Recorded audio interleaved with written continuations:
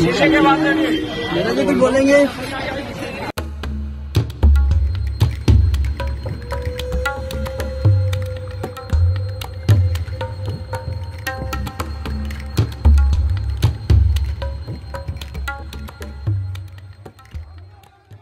नमस्कार मित्रों, 27 महीने बाद आजम खान जेल से बाहर आ गए हैं। आजम खान के जेल से बाहर आने के बाद उत्तर प्रदेश की राजनीति पर क्या असर होगा? चूंकि अभी आजम खान ने मीडिया के सामने कुछ बोला नहीं है, वो क्या करने वाले हैं, वो समाजवादी पार्टी के साथ उनकी नाराजगी है या नहीं है, जैसी चर्चा चल रही थी जब वो जेल में थे। दूसरे दलों के नेता आजम खान से लगातार मिलने की कोशिश कर रहे थे, मिल रहे थे, और आजम खान से मिलने के बाद वो इस तरह के बयान जारी कर रहे थे जैसे आजम खान जेल से आने के बाद उनके साथ हो जाएंगे। कांग्रेस के नेता भी मिले, प्रमोद कृष्णम, शिवपाल यादव खुद जाकर जेल में मिले थे आजम खान से। और इसके बाद आजम खान से मिलने के बाद जब शिवपाल यादव ने ये कहा था कि नेताजी ने भी उनकी मदद नहीं की, नेताजी चाहते तो इतने लंबे समय तक आजम खान जेल में नहीं रहते, तो आजम खान को लेकर कई तरह की राजनीति पिछले कुछ समय से चलती आ रही है। लेकिन अब सवाल यही है कि आजम खान जब जेल से बाहर आ गए हैं वो क्या करने जा रहे हैं, और ये आज की तारीख में ये सबसे बड़ा सवाल है। और ये सवाल और भी प्रमुख इसलिए हो गया है क्योंकि अब आने वाले समय में अगले 2 दिनों के बाद ही विधानसभा का नया सत्र शुरू होने जा रहा है। योगी सरकार के दूसरे कार्यकाल का पहला बजट है ये, और इस बजट सत्र में आजम खान की क्या भूमिका होगी, आजम खान किस तरह से अपनी बात रखेंगे, समाजवादी पार्टी को लेकर उनका रुख क्या रहेगा, ये सारे सवाल अभी हवा में तैर रहे हैं और उत्तर प्रदेश की राजनीति की गर्मी बढ़ा रहे हैं। कानून की बात करूं तो सुप्रीम कोर्ट कहता है कि वंदे मातरम के लिए मजबूर नहीं किया जा सकता। सबसे बड़ी अदालत वो भी है। लेकिन अगर आपने इतिहास पढ़ा हो, रेशमी रुमाल तहरीक, हिंदुस्तान को आजाद कराने के लिए कितने उलमा ने फांसी के तख्ते चूमे थे, कितने लोग मारे गए थे। देश में न जाने कितनी मिट्टी की पहाड़ियां वो हैं जिनमें हमारी लाशें आज भी सड़ गई होंगी लेकिन उनमें दफन नहीं। रेशमी रुमाल तहरीक में अगर आप रेशमी रुमाल की तस्वीर देखेंगे तो उस पर भारत मां की तस्वीर छपी हुई मिलेगी आपको। ये रिश्ते कब थे? ये 1942 में जब हिंदू और मुसलमान ने एक बर्तन में खाना खाया था, तब अंग्रेज को लगा था कि वो अब हिंदुस्तान में राज नहीं कर सकेगा, और 1942 से ही उसने अपना बिस्तर बांधना शुरू कर दिया था और 1947 में हिंदुस्तान आजाद हो गया था। हम आज भी एक ही मोहल्ले में रहते हैं, एक घर में बैठते हैं, हमें किसी को एक दूसरे से डर नहीं लगता। लेकिन जब हम चुनी हुई संस्थाओं में आते हैं, जब वोट जैसी चीज हमारा मुकद्दर बनने वाली होती है, तब इंसानियत के सारे रिश्ते हमारे टूट जाते हैं। मानिए, इससे देश बहुत कमजोर हो रहा है, इससे हम बहुत कुछ खो रहे हैं। आप मुझे मजबूर तो नहीं करेंगे? मैं आपसे ये कब कह रहा हूं कलमा पढ़िए आप? मैंने आपसे कब कहा? मैंने आपसे कब कहा कि कुरान की आयतें पढ़ी जाएं? यहां ये लोकतंत्र का मंदिर है, ये संविधान का मंदिर है। जो चाहे कहे, अगर मैं कहूं तो आप रोक नहीं सकते, और मैं न कहूं तो आप मुझसे जबरदस्ती नहीं कर सकते। और अगर आप जबरदस्ती कर सकते हैं तो कहिए, आप कहिए कि जबरदस्ती कहना होगा।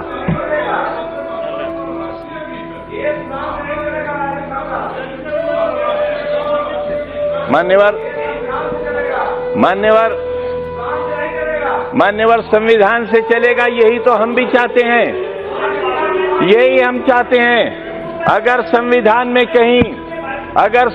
में कहीं किसी मजहबी किताब का कोई श्लोक, कोई आयत पढ़ने के लिए कहा गया हो, मैं सबसे पहला व्यक्ति हूं। वैसे भी गर्मी बहुत ज्यादा है और इस गर्मी में आजम खान का फैक्टर और गर्मी बढ़ा रहा है।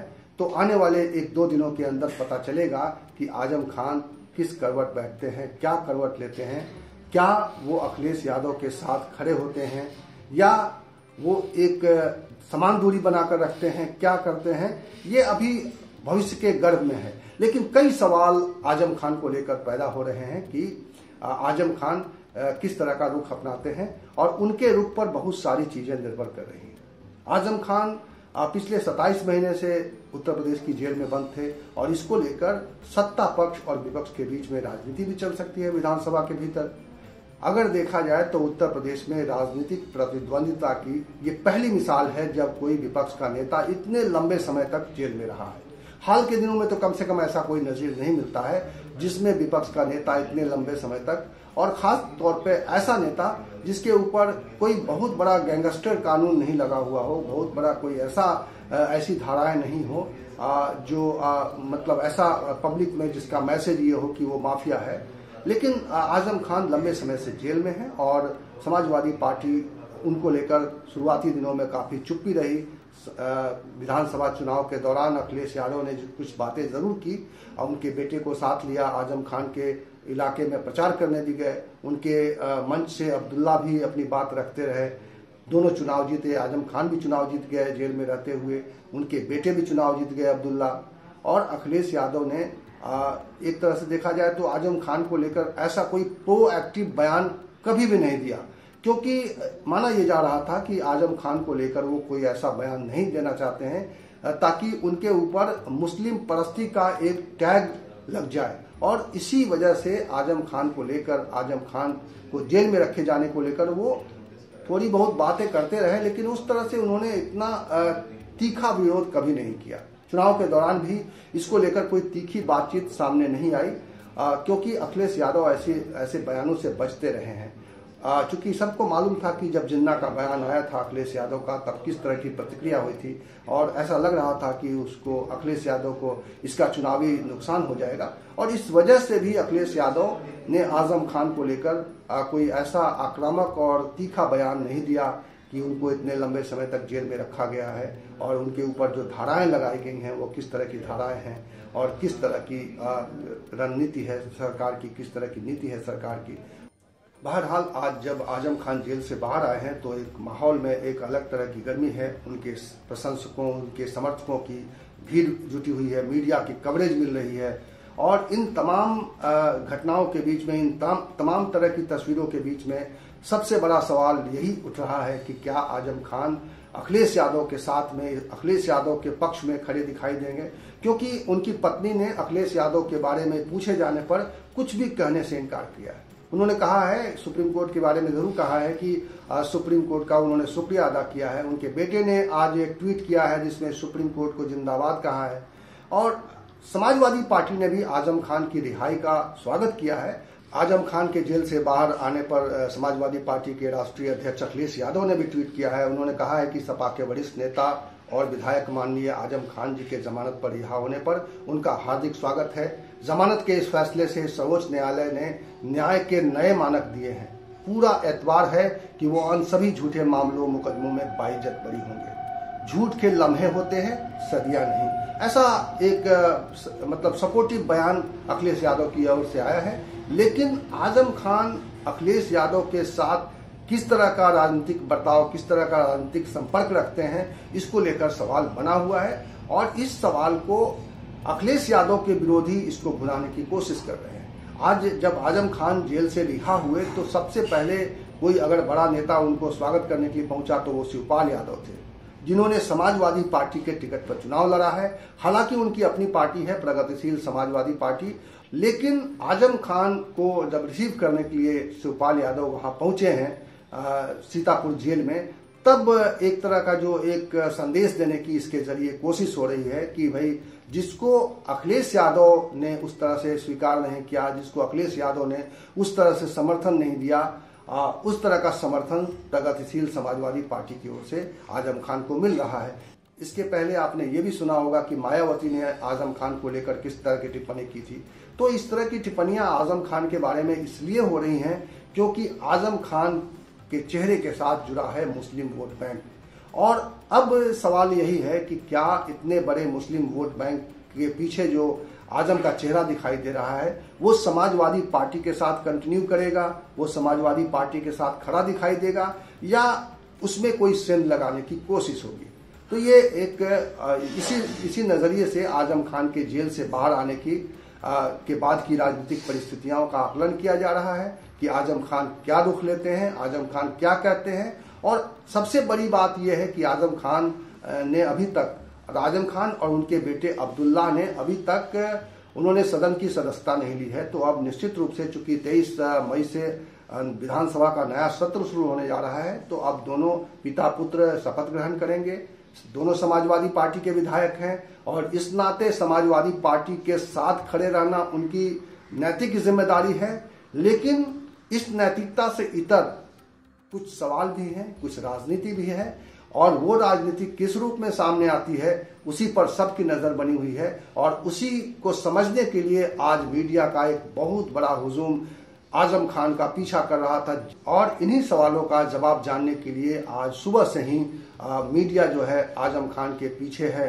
और जब से जेल से वो बाहर आए हैं और अपने एक करीबी विधायक या कहिए कि पूर्व विधायक, समाजवादी पार्टी के पूर्व विधायक अनूप गुप्ता के घर पे उन्होंने वो गए आजम खान, और उन्होंने वहां उनके साथ नाश्ता किया है। तब भी मीडिया की एक बहुत बड़ी टीम उनका पीछा कर रही थी, उनसे कुछ पूछना चाहती थी, लेकिन आजम खान ने उन सवालों का जवाब देना उचित नहीं समझा। ये भी अपने आप में एक राजनीति है। आजम खान अभी पत्ते नहीं खोलना चाहते हैं। आजम खान अब जेल से बाहर आए हैं और निश्चित रूप से वो आने वाले समय में, आने वाले 2-4 दिनों के अंदर वो आकलन करेंगे कि उनका रास्ता क्या होगा, और उनका रास्ता क्या होगा इसका आकलन बाकी दल भी कर रहे हैं। समाजवादी पार्टी भी अपने हिसाब से आजम खान के रुख का इंतजार कर रही होगी। अखिलेश यादव जिन्होंने आज ट्वीट किया है, उस ट्वीट के जरिए उन्होंने आजम खान का समर्थन तो किया है, लेकिन आजम खान के साथ वो इस तरह से खड़े नहीं दिखाई दिए। पिछले कुछ समय पहले आपने देखा होगा जब उन्होंने बनारस का दौरा किया, जब वो चंदौली गए थे, और उसके बाद वो बनारस और इन तमाम जगहों पे आजमगढ़ गए थे, और इन तमाम जगहों पर वो जेल में गए, अपने कार्यकर्ताओं से मिले, लेकिन इसके बावजूद उनका सीतापुर में जेल में जाकर आजम खान से नहीं मिलना अखिलेश यादव को लेकर, अखिलेश यादव की आजम खान के प्रति राजनीति को लेकर एक सवाल खड़ा कर रहा है, और उसी सवाल पर सबकी नजर है। देखना यह है कि आने वाले समय में आजम खान और अखिलेश के रिश्ते कैसे रहते हैं। कहा यह जा रहा है कि आजम खान को ये बात बुरी लगी है।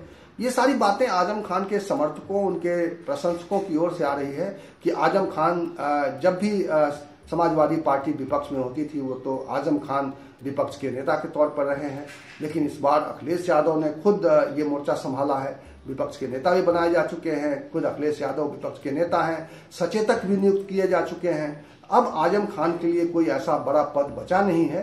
अब देखना यह है कि अखिलेश यादव उनको किस तरह का ऑफर करते हैं, किस तरह से उनको अपने साथ जोड़े रखने के लिए क्या रणनीति अपनाते हैं, ये देखने वाली बात होगी।